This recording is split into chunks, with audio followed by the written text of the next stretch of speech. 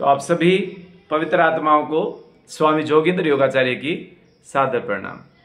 उम्मीद करता हूँ कि ईश्वर की कृपा से आप सभी आनंद में होंगे, स्वस्थ होंगे, निरोगी होंगे, मंगल में होंगे, सुखी होंगे।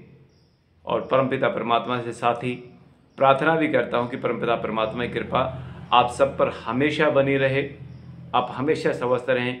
परमपिता परमात्मा की कृपा से आप सबको सद्बुद्धि की प्राप्ति हो, आप हमेशा अच्छे अच्छे कार्य करने के लिए आगे बढ़ते रहें, बुरा कार्य करने के लिए आपका एक भी कदम आगे ना बढ़े और अच्छे कार्य करते हुए आपका एक भी कदम पीछे ना हटे। ऐसी मैं ईश्वर से कामना करता हूँ, ऐसी प्रार्थना करता हूँ कि परमपिता परमात्मा की कृपा आप पर हमेशा बनी रहे।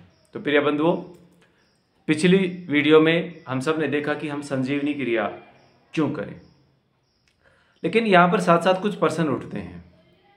सबसे पहला प्रश्न जो सामने आता है कि क्या हमसे संजीवनी क्रिया हो पाएगी। तो प्रिय बंधुओं, मैं आपको बता दूं, मेरा छोटा पुत्र जो है वो 9 वर्ष का, वो भी बड़ी सहजता से इस क्रिया को कर लेता है, अपने आप करता, खुद ही करता है।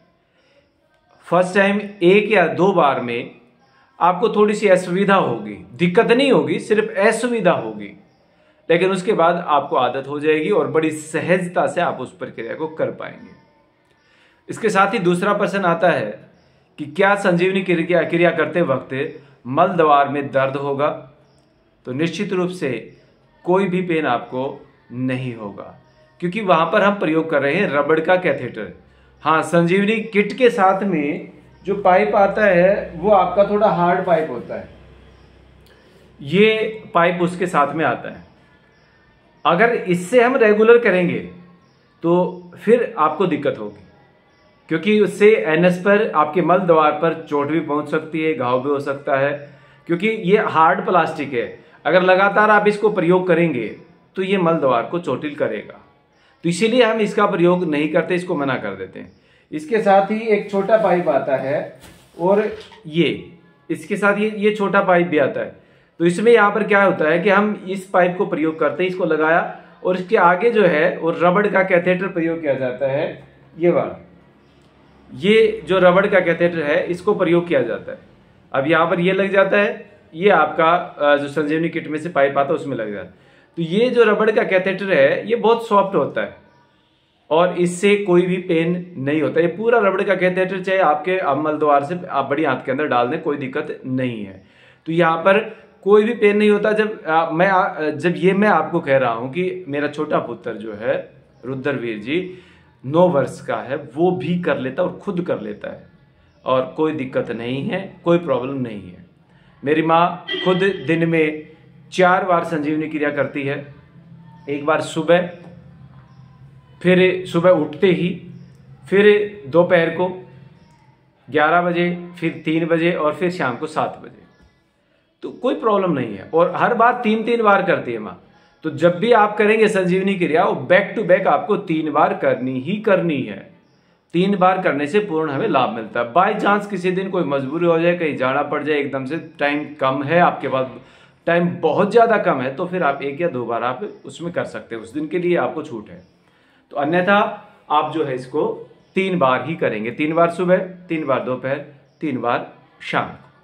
ठीक है, दोपहर को समय नहीं, आप घर पे रहते हैं, आप ऑफिस में जाते हैं या अपना बिजनेस आपका खुद का है, तो फिर आप सुबह और रात को, ये 2 टाइम तो आप घर पे होते ही हैं, सुबह उठते ही और रात को सोने से पहले आप ये 2 टाइम संजीवनी क्रिया जरूर करें। तो इसमें कोई पेन नहीं होगा, कोई दर्द नहीं होगा और बिल्कुल आप सहज रूप से कर सकते हैं। क्योंकि ज्यादातर लोग डरते हैं इस बात से कि हम कर पाएंगे कि नहीं कर पाएंगे, पेन होगा, उससे कोई नुकसान तो नहीं होगा। कोई भी नुकसान नहीं है, 0.01% भी नुकसान नहीं है। संजीवनी क्रिया का ये बात सहजता से अच्छे से आप समझ लें। केवल और केवल फायदा ही फायदा संजीवनी क्रिया का आपको मिलता है और फर्स्ट टाइम से, जिस टाइम आप करना शुरू करेंगे उसी टाइम से संजीवनी क्रिया का लाभ हमें मिलता ही मिलता है। तो ये 2 प्रश्नों के समाधान थे। अब इसके बाद प्रश्न उठता है कि जी पूरा पानी तो हम होल्ड नहीं कर पाते हैं, थोड़ा सा पानी आता है तो मोशन हो जाता है, हमें पेट साफ करना पड़ता है। तो अब इसमें क्या है, आपका या हमारा सबका काम यहाँ पर खत्म हो जाता है कि जैसे हमने कैथेटर को इंसर्ट किया, पानी को खोल दिया, यहाँ पे आपका काम खत्म।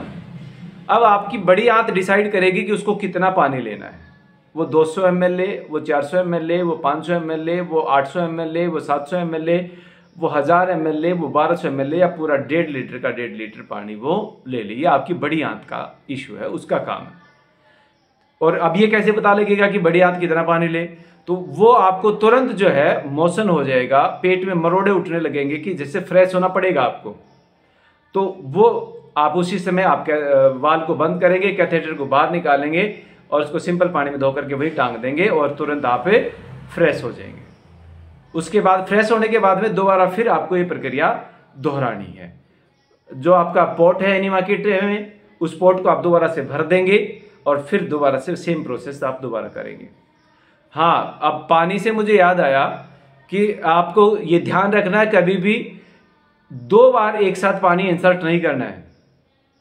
मतलब एक बार आपने 1.5 लीटर पानी डाला, वो पूरा 1.5 लीटर चला गया, बहुत अच्छी बात है। उसके बाद आप होल्ड कर पाए और भी अच्छी बात है, लेकिन वो फ्रेश होने के बाद दोबारा ही उस प्रक्रिया को दोहराना है। ऐसा नहीं करना कि 1.5 लीटर पानी आपने हाथ में ले लिया और साथ ही साथ आपने दोबारा भी उसको भर के फिर एक बार फिर उसी साथ फ्रेश होने से पहले आपने उस पानी को ले लिया। ऐसा नहीं करना है कभी भी। एक बार में एक पोट पानी ही लेना है, ज्यादा से ज्यादा। फ्रेश होकर के फिर ही दोबारा आप उस पानी को दोबारा भर करके पोट को दोबारा लेंगे। तो ये 3 प्रश्नों के जवाब आज की इस वीडियो में हमने इनका समाधान करने का प्रयास किया। फिर भी आपके मन में कोई शंका हो तो आप जरूर पूछ लें। अगली वीडियो हम प्रश्नों की तो चलती रहेंगी, साथ में एक बहन का प्रश्न आया था कि गुरुजी हमें डाइट चार्ट, आप पूरे दिन का डाइट चार्ट जो है ना वो बता दें। तो अगली वीडियो में हम चर्चा करेंगे कि हमारा पूरे दिन का डाइट चार्ट क्या हो, हमारा जो LGDS life giving diet system जो है वो क्या हो, हमारा क्या डाइट हम लें। तो उस प्लान पर हम चर्चा करेंगे अगली वीडियो में। इसी के साथ आप सबका बहुत बहुत आभार। धन्यवाद, धन्यवाद, धन्यवाद।